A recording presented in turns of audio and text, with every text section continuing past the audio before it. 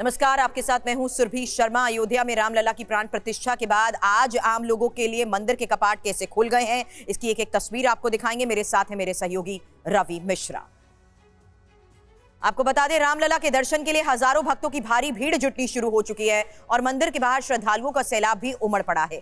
दर्शन के लिए सुबह 3 बजे से ही श्रद्धालुओं की भारी भीड़ राम मंदिर के बाहर जुटने लगी। 4 कैमरों से ली गई तस्वीर आपके सामने, जहां देखिए किस तरीके से लोगों का उत्साह भी बढ़ चढ़कर बोल रहा है और हर तरफ भक्तों की भारी भीड़ नजर आ रही है।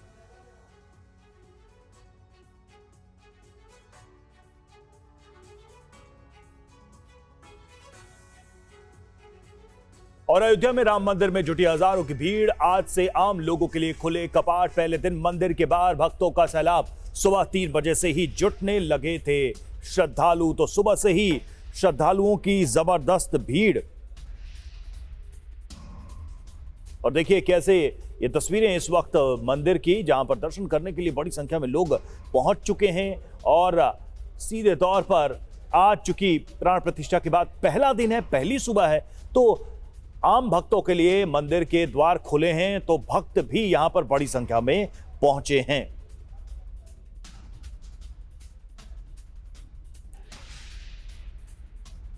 तो देश के कोने कोने से राम भक्त रामलला के दर्शन के लिए यहां पहुंचे हैं। और जैसा कि आप तस्वीरें भी देख सकते हैं, बड़ी संख्या में हाथों में भगवान राम के झंडे लिए जयकारा लगाते हुए यहां पर भक्त रामलला के पहले दर्शन के लिए यहां उपस्थित। आज सुबह से ही मौसम चाहे जो भी हो, लेकिन भक्त यहां पर मौजूद हैं बड़ी संख्या में रामलला के दर्शन के लिए। और अब से लेकर 10 बजे तक, यानी रात के 10 बजे तक रामलला के दर्शन कर पाएंगे भक्त।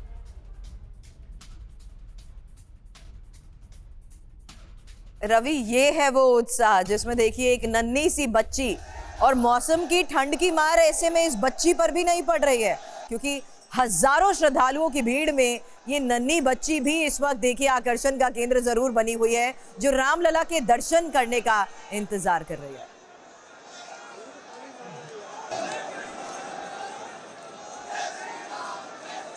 जी, आज तो कल ही दर्शन करने के लिए आए थे, पर कल रोक दिया था। आज तो करके ही जाएंगे। जय श्री राम। जय श्री राम।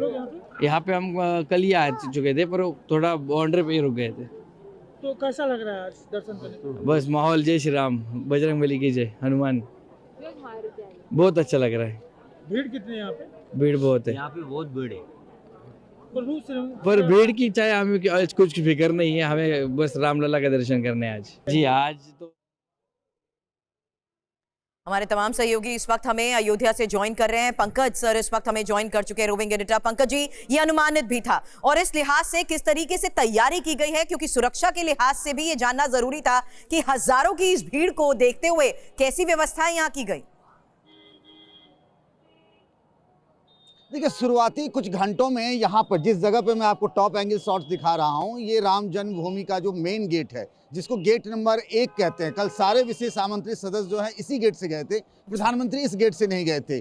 कुछ देर पहले यहीं पर हजारों की संख्या में श्रद्धालु पहुँच गए थे। थोड़ी सी लापरवाही अब कह सकते हैं कि इतनी संख्या में सारे श्रद्धालुओं को एक साथ जुटने दिया गया, लेकिन अब अगर देखिए तो नॉर्मलिटी आ गई है। लोग आ जा रहे हैं, आपको दिख रहा होगा आगे का जो रास्ता जहां कैमरे के सामने दिख रहा है, वो सरयू और हनुमानगढ़ी से आने का रास्ता है। आज मंगल का दिन है, तो लोग हनुमानगढ़ी भी जाते हैं, वहां बजरंगबली की पूजा करते हैं। फिर यहां से अगर पूरे रास्ते दिखाऊं तो देखिए, जैसे ही भीड़ की बात आई, उसके बाद RAF, सेंट्रल पार्लियामेंट्री फोर्स और राम जन्मभूमि परिसर की सुरक्षा के लिए एक स्पेशल फोर्स अलग से बनाई गई है। कल जब हम बात कर रहे थे यहाँ के कमिश्नर से, उन्होंने कहा था 2 लाख लोगों की कैपेसिटी है जिनको दर्शन कराया जा सकता है। हालांकि अभी परिसर के अंदर एक साथ इतने सारे लोग नहीं आ सकते हैं, पर कोटा पूरा नहीं बना है, लेकिन अलग अलग गेटों से जो पुलिस फोर्स है वो भी इसी गेट से जा रही थी, उनको दूसरे गेट से भेजा जा रहा है। इसीलिए देखिए, अगर मंदिर परिसर के सामने वाला जो हिस्सा है, जहां आप देखेंगे कि स्पेशल सिक्योरिटी फोर्स के लोग कतार में लगे हुए हैं, लाइन में लगे हुए हैं, और श्रद्धालु अब बिल्कुल आराम से लाइन में, जो देश के कोने कोने से, कुछ लोग तो पिछले महीने 15 दिन से रुके हुए हैं यहाँ पर कि भगवान रामलला की एक बार दर्शन कर ले, एक झलक ले ले। अभी भी देखिए कितना उत्साह है। रात में 3 बजे तक हमने देखा कि लोग इन सड़कों पर भगवान रामलला के दर्शन करने के लिए लोग जा रहे थे। उनकी इच्छा थी, लेकिन कल दर्शन नहीं हो पाए। आज जैसे ही दर्शन की शुरुआत हुई है, ये स्थिति है राम जन्मभूमि परिसर के ठीक सामने का जो इलाका है, लेकिन अब सब कुछ सुचारू रूप से चल रहा है यहाँ पर। अब किसी तरह की कोई दिक्कत यहाँ पर दिख नहीं रही है। सब लाइन में जा रहे हैं जो भक्त हैं इसी गेट से। बिल्कुल। कुमार कुंदन भी हमारे साथ जुड़े हैं। कुमार, हम देख रहे हैं किस तरह से भक्तों को थोड़ा मैनेज करना मुश्किल है, फिर भी भक्तों का उत्साह कहीं से भी कम नहीं नजर आ रहा है। कुमार, देखिए, मैं दो तस्वीर दिखाना चाहूंगा। पहली तस्वीर, जो भक्तों का रेला बाहर खड़ा है, ये वो रेला है जो यहां से लेकर, पंकज जी दिखा रहे हैं हमारे सहयोगी, जहां तक आपकी नजर जाएगी सिर्फ और सिर्फ लोग नजर आएंगे। और दूसरी तस्वीर मंदिर के अंदर की भी है, वो भी दिखाना चाहूंगा। ये भक्ति पथ की है और इसके आज कैमरा पर्सन एक बार निरंजन इधर है प्लीज। यहाँ से देखिए, यहाँ से जो मेन चेकिंग है उस जगह पे अब पहले से ज्यादा जो है कह सकते हैं कि व्यवस्थित की जाने की कोशिश की जा रही है। लेकिन अगर आप मंदिर में चले भी गए तो अब मैं एक बार दिखाऊंगा कि मंदिर के अंदर अगर आप देखेंगे तो वहां भी काफी भीड़ है। मतलब मैं आपको बताना चाहता हूं रवि कि सुबह से जो भक्तों का रेला यहाँ पे आ रहा है, ऐसा लग रहा है कि सारे के सारी अयोध्या या फिर सब के सब लोग यहाँ पहुंच चुके हैं और पुलिस को बड़ी मशक्कत करनी पड़ रही है। एक बार मैं निरंजन प्लीज इधर आइए, मैं आपको इधर की भी एक तस्वीर दिखाना चाहता हूँ जिसमें कि आरपीएफ को कंट्रोल करने के लिए यहाँ पे लगाया गया है। और आरपीएफ को इसलिए भी क्योंकि बहुत ज्यादा परेशानी हो रही है। और ये जो आपको देखेंगे आरपीएफ के जवान यहाँ पे खड़े हैं, अब उन्होंने बैरिकेडिंग करनी शुरू की है। जैसे एक मैं पहले दिखाऊंगा, सुबह में प्रॉपर बैरिकेडिंग नहीं थी, अब आप देखिए वहां पे रस्सा लगाया गया है एक, और वहां पे प्रॉपर बैरिकेडिंग करने की कोशिश की जा रही है और लोगों को रोका जा रहा है। अब पहले क्या था कि एक हुजूम था जो आके खड़ा हो गया था, अब वेट मतलब टर्न बाय टर्न लोगों को लाया जा रहा है और फिर उसके बाद अंदर जाने की इजाजत दी जा रही है। तो इससे भीड़ थोड़ा कंट्रोल होने की कोशिश होती हुई दिख रही है। लेकिन मैं फिर बता रहा हूं, जिस हिसाब से सुबह में लोग आए, जिस तरीके से लोग आए, पुलिस को बहुत मशक्कत करनी पड़ी। आप देखिए व्यवस्था का हालत। तीर्थ क्षेत्र कमेटी का दावा था कि यहाँ पे किसी को किसी तरह की कोई परेशानी ना हो, उसके लिए हमने तमाम इंतजाम किए हैं। लेकिन पहले ही दिन दर्शन में वो सारे के सारे इंतजाम धरे हुए नजर आ रहे हैं। संभव है कि भीड़ अनियंत्रित है या फिर लोग ज्यादा हो गए हैं। कई तरह की ऐसी बातें हैं जो बातें यहाँ पे सिर्फ और सिर्फ तस्वीरों के माध्यम से समझा जा सकता है और वो तस्वीर टीवी9 भारतवर्ष दिखा रहा है। हमारी कोशिश सिर्फ ये है कि प्रशासन जल्द से जल्द सजग हो, क्योंकि किसी भी तरह की कोई अनहोनी हो सकती है जिस हिसाब से यहाँ पे भीड़ बढ़ती हुई नजर आ रही है। हालांकि कुंदन ये भी महत्वपूर्ण था कि ये जो अनुमानित था कि लगभग 2 लाख लोग दर्शन कर सकेंगे रोजाना, ऐसे में आज से जब जनता के लिए दर्शन खुले हैं उसके बाकायदा नियम भी हैं, तो क्या यहाँ पर उन नियमों का भी फिलहाल कोई पालन नहीं हो पा रहा? और ये भी देखना और जानना जरूरी है कि अंदर जब लोग शामिल हो भी जाएंगे तो भी तो आरती का एक नियमित समय है, हर विधि विधान से की जाने वाली पूजा का भी नियमित समय है।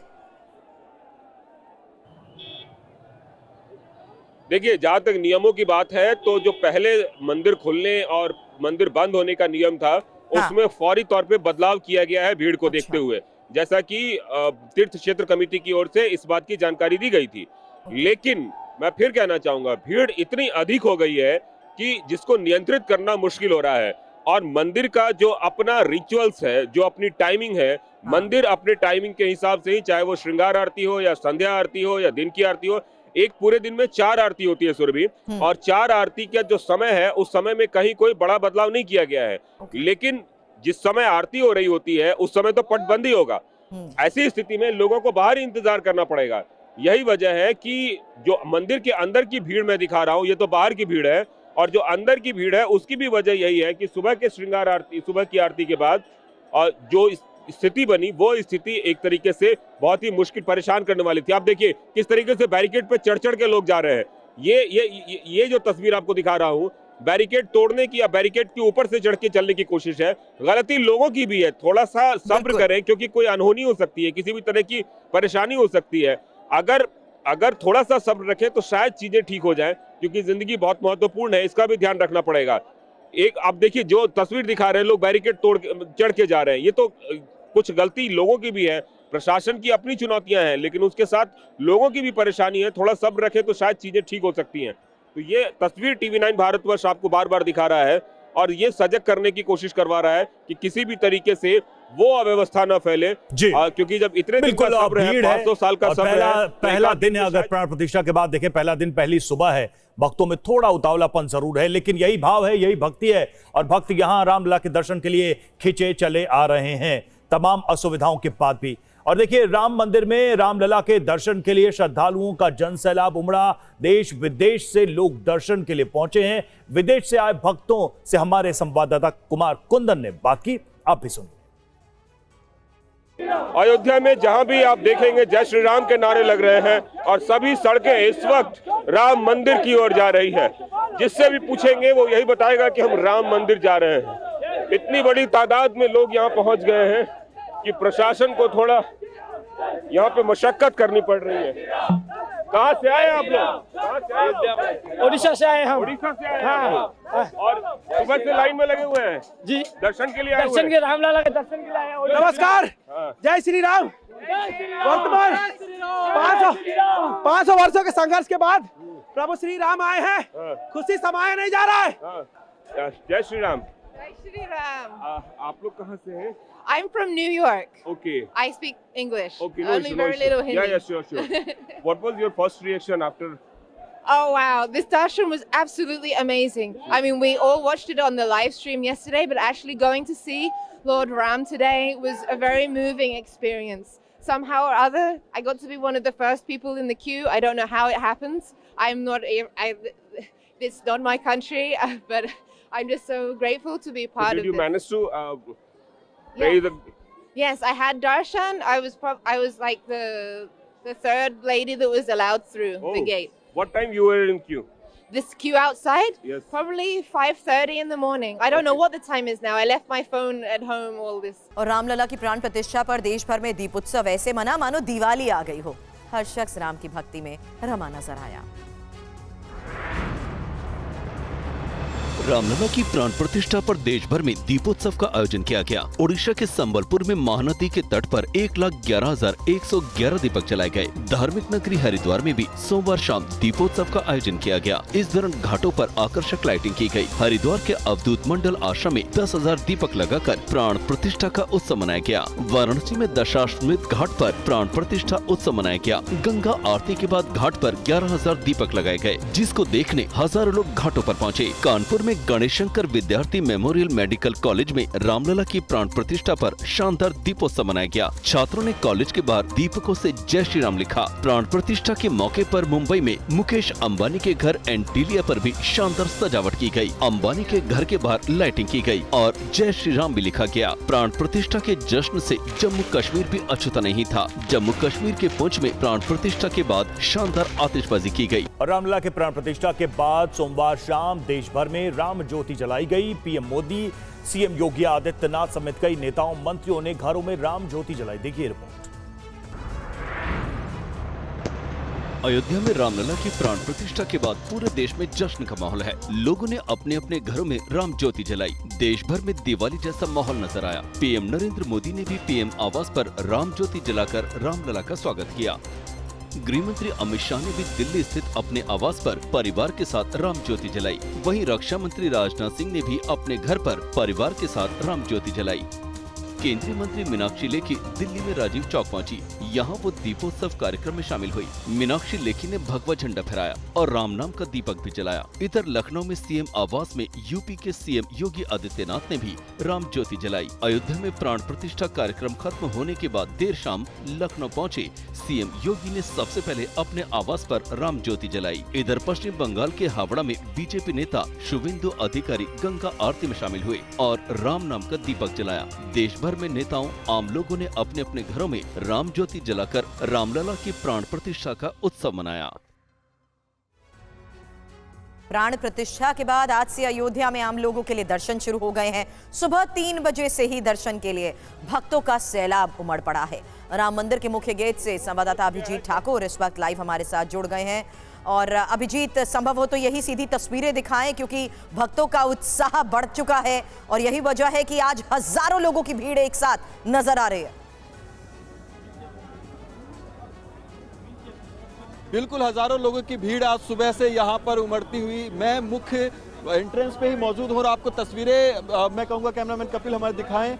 यहाँ पर आप देखिए जहाँ से शुरुआत होती है वहीं से भीड़ आपको आगे दिखाई देगी। कुछ लोगों से हमने बातचीत भी की, उन्होंने कहा कि नियंत्रित किया गया है यहाँ पर प्रवेश को। 200 लोगों को एक बार में दर्शन करने के लिए अंदर भेजा जाता है। जब 200 लोग बाहर आते हैं तब उसके बाद अगली बारी आती है लोगों को भेजने की। लेकिन भीड़ ये पहले से प्रशासन को पता थी कि उमड़ने वाली है और ये हजारों की संख्या शाम तक लाखों में भी जाएगी, लेकिन उसी के हिसाब से यहाँ पर इंतजाम भी किए गए हैं। आप सामने तस्वीरें दिखाइए, आप देख सकते हैं कि अर्धसैनिक बलों की आपको तैनाती दिखेगी। उसके अलावा यूपी पुलिस के भी जवान आपको दिखाई देंगे और 3 लेयर की सुरक्षा बैरिकेडिंग यहाँ पर की गई है। रस्सियां भी लगाई गई हैं ताकि एक बार में पूरी की पूरी जो भीड़ है वो एक बार में भीतर न आए और किसी तरह का ऐसा माहौल ना बने जिससे श्रद्धालुओं को असुविधा हो। भीड़ यहाँ पर लगातार आपको अयोध्या के बाहर से दिखनी शुरू हो जाएगी। तमाम वाहनों का प्रवेश जो है वो अयोध्या नगरी में रोक दिया गया है। जो एम्बुलेंस है या फिर इस तरह के आवश्यक वाहन है वही घुस पा रहे हैं। यानी कि अगर आपको रामलला के दर्शन करने हैं तो आपको कम से कम 1 से 1.5 किलोमीटर पैदल भी चलना पड़ सकता है। अब हम आपको और आगे की तस्वीर दिखाएंगे जहां से लोगों का जाना यहां पर शुरू हो रहा है। जगह जगह आपको सुरक्षा तो दिखेगी ही, लेकिन श्रद्धालुओं की भीड़ आप सामने देखिए। ये देखिए जहां तक आपकी नजर जा रही होगी, लोग या तो आपको मंदिर के अंदर दर्शन करते हुए जाते दिखाई देंगे या फिर मंदिर के दर्शन जिनके हो गए हैं रामलला के वो आपको आते हुए दिखाई देंगे। जगह जगह पर जितने भी श्रद्धालु हैं उनकी सुविधा का ध्यान रखने के लिए प्राइवेट सिक्योरिटी गार्ड्स को भी यहाँ पर डिप्लॉय किया गया है कि वो लोगों को जानकारी दे कि उन्हें कहाँ पर अपने सामान रखने हैं, क्या क्या चीज़ें ले जाना मनाही है, वो तमाम जानकारी देने के लिए भी यहाँ पर लोग डिप्लॉय किए गए हैं। कुछ प्राइवेट सुरक्षा कर्मियों को भी यहाँ पे रखा गया है, उनको ब्रीफिंग यहाँ पे दी जा रही है कि लोगों को किसी भी तरह की असुविधा ना हो, इसका ख्याल रखना। लेकिन ये संख्या जो है वो प्रशासन को पहले से इसका असेसमेंट किया गया था और उसी हिसाब से यहाँ पर इंतजाम भी फिलहाल दिखाई दे रहे हैं। जी बिल्कुल, आप नजर बनाए रखें, हम लौटते रहेंगे आपके पास। बहुत बहुत शुक्रिया फिलहाल जुड़ने के लिए। और सौर ऊर्जा की दिशा में मोदी सरकार ने बड़ा कदम उठाया है। प्रधानमंत्री सूर्योदय योजना के तहत केंद्र सरकार 1 करोड़ घरों पर रूफटॉप सोलर लगाएगी। अयोध्या में रामलला की प्राण प्रतिष्ठा के कार्यक्रम में शामिल होने के बाद दिल्ली लौटते ही प्रधानमंत्री मोदी ने बड़ा ऐलान किया है। केंद्र सरकार ने 1 करोड़ घरों पर रूफटॉप सोलर लगाने के लक्ष्य रखा है। पीएम मोदी ने सोशल मीडिया पर ये जानकारी दी। पीएम ने सोशल मीडिया पर लिखा कि सूर्यवंशी भगवान श्री राम के आलोक से विश्व के सभी भक्तगण सदैव ऊर्जा प्राप्त करते हैं। अयोध्या में प्राण प्रतिष्ठा के शुभ अवसर पर मेरा ये संकल्प और प्रशस्त हुआ कि भारतवासियों के घर की छत पर उनका अपना सोलर रूफटॉप सिस्टम हो। अयोध्या से लौटने के बाद मैंने पहला निर्णय लिया है कि हमारी सरकार 1 करोड़ घरों पर रूफटॉप सोलर लगाने के लक्ष्य के साथ प्रधानमंत्री सूर्योदय योजना प्रारंभ करेगी। इससे गरीब और मध्यम वर्ग का बिजली बिल तो कम होगा ही, साथ ही भारत ऊर्जा के क्षेत्र में आत्मनिर्भर भी बनेगा। पीएम मोदी ने सूर्योदय योजना को लेकर अधिकारियों के साथ मीटिंग भी की, जिसमें उन्होंने कई जरूरी निर्देश दिए। पीएम की इस योजना को धरातल पर कैसे उतारा जाए, इसको लेकर अधिकारियों ने एक प्रेजेंटेशन भी दिया। और श्री राम भद्राचार्य का बड़ा बयान, बीजेपी जीतेगी 2024 का लोकसभा चुनाव। बीजेपी को इस बार 350 से ज्यादा सीटें मिलेंगी।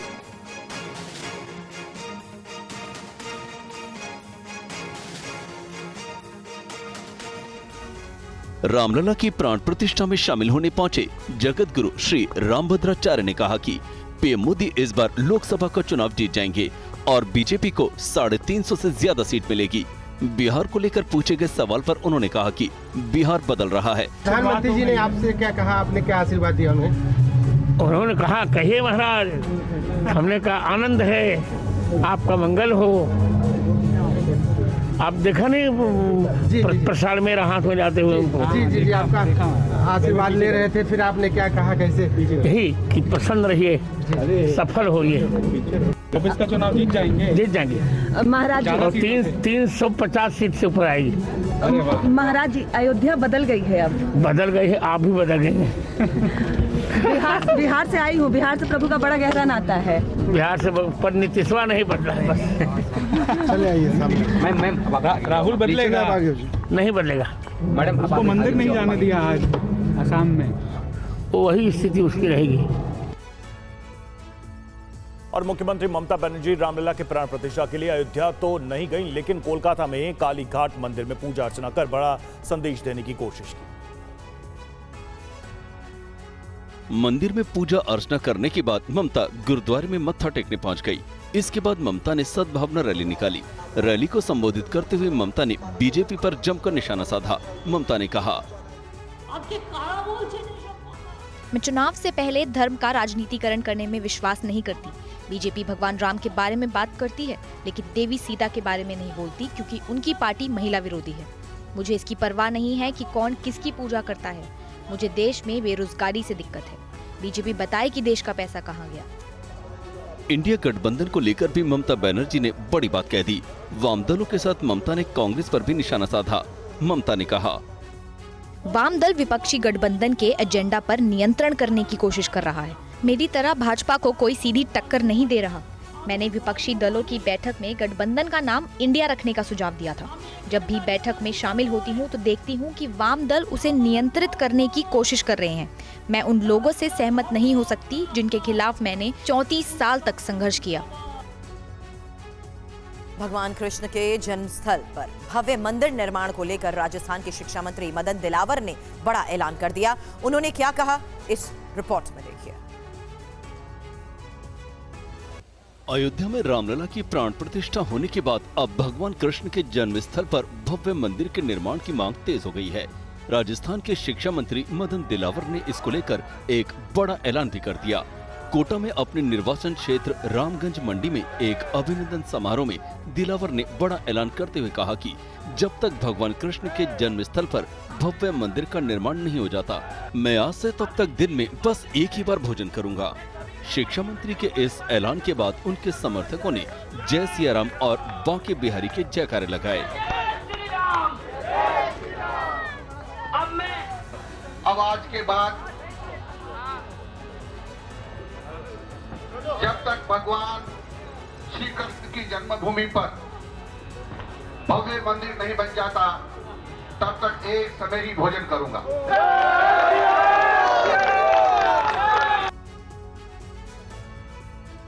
और पराक्रम दिवस के मौके पर दिल्ली में होने वाले कार्यक्रम में आज पीएम मोदी शामिल होंगे। इसके अलावा पीएम आज राष्ट्रीय पुरस्कार प्राप्त बच्चों से भी मुलाकात करेंगे। पराक्रम दिवस यानी नेताजी सुभाष चंद्र बोस की जयंती पर आज दिल्ली के लाल किले पर होने वाले कार्यक्रम में पीएम मोदी शामिल होंगे। 6:30 बजे होने वाले इस कार्यक्रम में ऐतिहासिक गाथाओं को बताया जाएगा। साथ ही सांस्कृतिक कार्यक्रमों का आयोजन होगा। आज पीएम मोदी 31 जनवरी तक चलने वाली प्रदर्शनी का भी शुभारंभ करेंगे। इस प्रदर्शनी में देश की समृद्ध विविधता का प्रदर्शन किया जाएगा। साथ ही नेताजी सुभाष चंद्र बोस और आजाद हिंद फौज से जुड़े कई पुराने दस्तावेजों और दुर्लभ तस्वीरों को प्रदर्शित किया जाएगा। इससे पहले पीएम मोदी आज शाम 4 बजे राष्ट्रीय बाल पुरस्कार के विजेताओं से भी मुलाकात करने वाले हैं। असाधारण उपलब्धि के लिए इस बार भारत की राष्ट्रपति द्रौपदी मुर्मू 19 बच्चों को सम्मानित करने वाली हैं। इस बार बच्चों को 6 श्रेणियों में सम्मानित किया जाएगा। जिन 19 बच्चों का चयन पुरस्कार के लिए किया गया है, उनमें 9 लड़के और 10 लड़कियां शामिल हैं। ये बहादुर बच्चे 26 जनवरी को कर्तव्य पथ पर होने वाली गणतंत्र दिवस की परेड में भी शामिल होंगे। और लोकसभा चुनाव का बिगुल फूकेंगे उद्धव ठाकरे। नासिक में आज उद्धव ठाकरे शक्ति प्रदर्शन करेंगे। बाला साहब ठाकरे की जयंती पर रैली करेंगे उद्धव ठाकरे।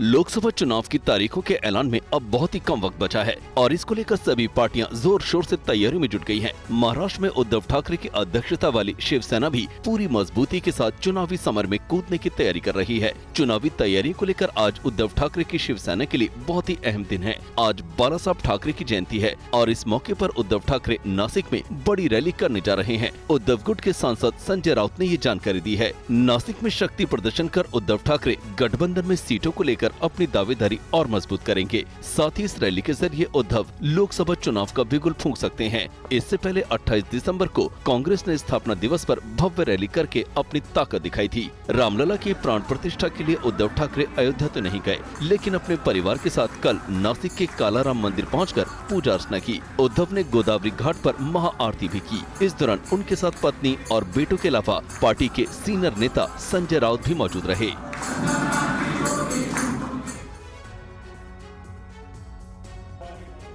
की न्याय यात्रा, युवाओं के साथ सम्मेलन करेंगे राहुल गांधी, युवाओं के साथ बेरोजगारी पर बात करेंगे राहुल गांधी। दोपहर 1:15 पर प्रेस कॉन्फ्रेंस करेंगे राहुल। 14 जनवरी से शुरू हुई कांग्रेस की न्याय यात्रा आज गुवाहाटी पहुंचेगी, जहां राहुल गांधी युवाओं के साथ सम्मेलन करेंगे। सम्मेलन में राहुल युवाओं के साथ बेरोजगारी पर चर्चा करेंगे। दोपहर 1:15 बजे राहुल गांधी प्रेस कॉन्फ्रेंस भी करेंगे। इससे पहले कांग्रेस की ये यात्रा कल मेघालय पहुंची, जहां लोगों ने राहुल गांधी का जोरदार स्वागत किया। राहुल ने रिभोई में एक बड़ी रैली को संबोधित किया। इससे पहले राहुल जब असम के नगांव पहुंचे तो वहां हाई वोल्टेज ड्रामा हुआ। स्थानीय प्रशासन ने राहुल गांधी को श्री श्री शंकर देव सत्र मंदिर जाने से रोक दिया। मंदिर जाने से क्यों रोका जा रहा है? मंदिर में तो दर्शन सब कर सकते हैं। आज सिर्फ एक व्यक्ति मंदिर में जा सकता है। इससे थोड़ी देर पहले राहुल गांधी और नगांव के स्थानीय अधिकारियों के बीच तीखी बहस हुई। काफी देर तक नोकझोंक चलती रही। आखिरकार प्रशासन ने स्थानीय सांसद गौरव गोगोई को मंदिर जाने की इजाजत दे दी। गौरव गोगोई राहुल गांधी के प्रतिनिधि बनकर मंदिर गए, वहां पूजा अर्चना की और राहुल के लिए प्रसाद के तौर पर गमछा लाए। गमछे का प्रसाद पाकर राहुल गांधी आगे की न्याय यात्रा पर निकल गए। और राजस्थान में कांग्रेस का मौन सत्याग्रह है। आपको बता दें, सुबह 11 बजे से दोपहर 2 बजे तक मौन सत्याग्रह। न्याय यात्रा के दौरान हुए हमले का विरोध मौन सत्याग्रह से जताया जा रहा है। असम में राहुल गांधी की न्याय यात्रा में खलल पैदा करने के खिलाफ राजस्थान में कांग्रेस आज सड़क पर उतरकर मौन सत्याग्रह करेगी। कांग्रेस अध्यक्ष गोविंद सिंह डोटासरा की अगुवाई में पार्टी के सभी नेता जिला मुख्यालयों पर महात्मा गांधी की प्रतिमा के सामने सुबह 11 बजे से दोपहर 2 बजे तक मौन सत्याग्रह करेंगे। कांग्रेस की तरफ से मौन सत्याग्रह को लेकर आदेश भी जारी किया गया है। ये कहा गया है कि भारत जोड़ो न्याय यात्रा पर बीजेपी कार्यकर्ताओं की तरफ से हमले किए जा रहे हैं और यात्रा में खलल पैदा की जा रही है। इसके खिलाफ पार्टी के सभी नेता मौन सत्याग्रह करेंगे। बता दें कि राहुल गांधी की यात्रा जब असम के नगांव पहुंची थी तो सड़क किनारे एक भोजनालय में भीड़ ने उन्हें घेर लिया और जमकर नारे लगाए। लोगों ने अन्याय यात्रा जैसे संदेशों वाली तख्तियां भी दिखाई। नगांव में ही स्थानीय प्रशासन ने राहुल गांधी को श्री श्री शंकर देव सत्र मंदिर जाने से भी रोक दिया था। इसको लेकर राहुल गांधी और स्थानीय अधिकारियों के बीच तीखी बहस हुई। इसी को लेकर कांग्रेस के नेता बहुत खफा हैं और मौन सत्याग्रह कर विरोध दर्ज कराने की तैयारी की है। और आज गुजरात दौरे पर अमित शाह और जेपी नड्डा, कई कार्यक्रमों में शामिल होंगे शाह और नड्डा। लोकसभा चुनाव की तैयारियों की समीक्षा करेंगे नड्डा।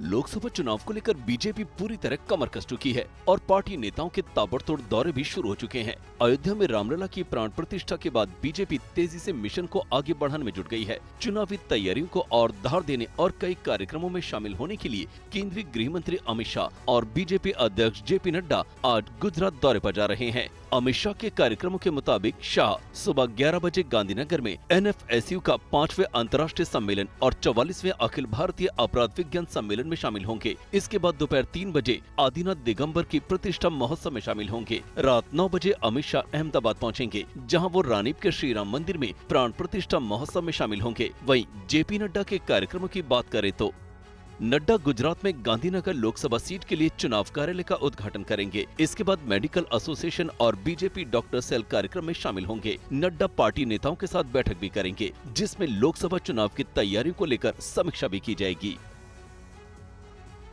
और बड़ी खबर, हेमंत सोरेन से फिर पूछताछ करेगी ईडी। एनफोर्समेंट डायरेक्टोरेट ने हेमंत सोरेन को समन भेजा है। 27 से 31 जनवरी के बीच बयान दर्ज कराने का आदेश है। 20 जनवरी को भी हेमंत सोरेन से पूछताछ हुई थी। झारखंड के मुख्यमंत्री हेमंत सोरेन ईडी के निशाने पर हैं। ईडी ने एक बार फिर सीएम हेमंत सोरेन के खिलाफ समन जारी किया है। मनी लॉन्ड्रिंग मामले में पूछताछ के लिए ईडी ने हेमंत सोरेन को तलब किया है। जानकारी के मुताबिक ईडी ने हेमंत सोरेन को 27 से 31 जनवरी के बीच फिर से अपना बयान दर्ज कराने के लिए कहा है। इस बार फिर से पिछली बार की तरह ईडी की एक टीम हेमंत सोरेन के आवास पर जाएगी और उनका बयान दर्ज करेगी। इससे पहले 20 जनवरी को ईडी की एक टीम हेमंत सोरेन के आवास पहुंची थी और उनसे पूछताछ की थी। 7 घंटे से अधिक समय तक पूछताछ चली थी। उससे पहले कई बार ईडी की टीम हेमंत सोरेन को समन जारी कर चुकी थी। हेमंत सोरेन ने चिट्ठी लिखकर ईडी को उनके आवास पर आकर बयान दर्ज कराने को कहा था। बता दें कि हेमंत सोरेन के खिलाफ मनी लॉन्ड्रिंग और जमीन घोटाले का आरोप है, जिसकी जांच ईडी कर रही है। इस मामले में ईडी मुख्यमंत्री के कथित 2 कलीग को गिरफ्तार कर चुकी है। ईडी का दावा है कि इस केस में मुख्य आरोपी पंकज मिश्रा के घर से बैंक पासबुक और एक चेकबुक समेत मुख्यमंत्री सोरेन के हस्ताक्षर वाले 2 चेक बरामद किए थे। उत्तर भारत और दिल्ली एनसीआर में 27 जनवरी तक किसी तरह कड़ाके की ठंड जारी रहेगी। दिल्ली में लोगों को ठंड और कोहरे के साथ साथ प्रदूषण का ट्रिपल अटैक भी झेलना पड़ सकता है। उत्तर भारत समेत दिल्ली एनसीआर में अभी लोगों को ठंड से राहत नहीं मिलने वाली है। ठंड का सितम अगले 1 हफ्ते तक इसी तरह जारी रहेगा। मौसम विभाग का कहना है कि दिल्ली वासियों पर ठंड के साथ साथ कोहरे की डबल मार पड़ेगी। 27 जनवरी तक ऐसा ही मौसम बना रहेगा। मौसम विभाग का कहना है कि सुबह और रात में ठंड बढ़ेगी, लेकिन दिन में हल्की धूप निकलने से लोगों को थोड़ी राहत मिल सकती है। पहाड़ी इलाकों में बर्फीली हवाएं चल रही हैं, जिसके चलते मैदानी इलाकों में शीतलहर जारी है। एक तरफ दिल्ली एनसीआर में लोग ठंड और शीतलहर से परेशान हैं, वहीं दूसरी तरफ बढ़ते प्रदूषण ने और परेशानी बढ़ा दी है। नोएडा और हरियाणा में कई जगहों पर AQI करीब 400 पहुंच गया है। दिल्ली एनसीआर में प्रदूषण के कारण घुटन भरी हवा चल सकती है, जो स्वास्थ्य के लिए बहुत खतरनाक है। फिलहाल जो मौसम विभाग का कहना है कि 27 जनवरी तक ये ठंड और अधिक बढ़ेगी और दिल्ली वासियों को ठंड और शीतलहर के साथ साथ कोहरे का ट्रिपल अटैक भी झेलना पड़ सकता है। और बड़ी खबर इस वक्त आपको बता दें, जहां घने कोहरे की वजह से रेल सेवा प्रभावित हो रही है और दिल्ली आने वाली 28 ट्रेनें देरी से चल रही हैं। जल्द एक जानकारी आपके सामने रख देते हैं, क्योंकि खबर आ रही है कि 12309 राजेंद्र नगर नई दिल्ली राजधानी 4 घंटे लेट चल रही है। वहीं बेंगलुरु निजामुद्दीन राजधानी भी 4 घंटे लेट है। 22691 है इस ट्रेन का नंबर। इसके साथ ही हावड़ा नई दिल्ली दुरंतो एक्सप्रेस भी 4 घंटे लेट है। पूरी नई दिल्ली पुरुषोत्तम एक्सप्रेस भी 4 घंटे लेट बताई जा रही है।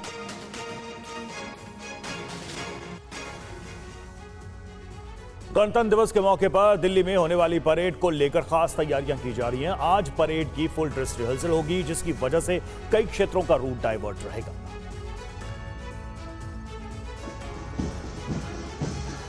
दिल्ली वासी आज मध्य दिल्ली क्षेत्र में जाने से बचें, क्योंकि आज गणतंत्र दिवस परेड की फुल ड्रेस रिहर्सल की जाएगी। सुबह 9:30 बजे से 1 बजे तक मध्य दिल्ली की कई सड़कों पर यातायात प्रभावित होगा।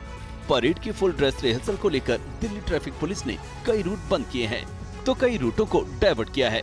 दिल्ली पुलिस की जारी एडवाइजरी के अनुसार सुबह 9:30 बजे से 1 बजे तक परेड मार्ग पर जाने से बचें। इधर गणतंत्र दिवस पर कर्तव्य पथ पर चलने वाली झांकियों को भी तैयार कर लिया गया है। इस बार कर्तव्य पथ पर इसरो, जम्मू कश्मीर, लद्दाख, उत्तर प्रदेश, डिजिटल इंडिया की झांकी नजर आने वाली है। इस बार इसरो की झांकी में चंद्रयान की झलक देखने को मिलेगी। जैसे जानते हैं कि विकसित भारत जो थीम है उसी के अंतर्गत है ये, और ये दिखा रहा है कि जम्मू कश्मीर में क्या विकसित हो रहा है, नई अपॉर्चुनिटीज, नए आयाम क्या हो रहे हैं वो बता रहे हैं। आप दिखाएंगे कि शुरू में जो स्टार्टिंग में हम दिखा रहे हैं जम्बू जू। जम्बू जू जो है जम्मू कश्मीर का फर्स्ट फुल फ्लेज जू है। और चीन के दक्षिण जिंजियांग में महसूस किए गए भूकंप के जोरदार झटके। आपको बता दें, पड़ोसी मुल्क किर्गिस्तान और कजाकिस्तान की धरती भी हिल गई। भूकंप के झटकों का सबसे ज्यादा असर अक्सू में रहा।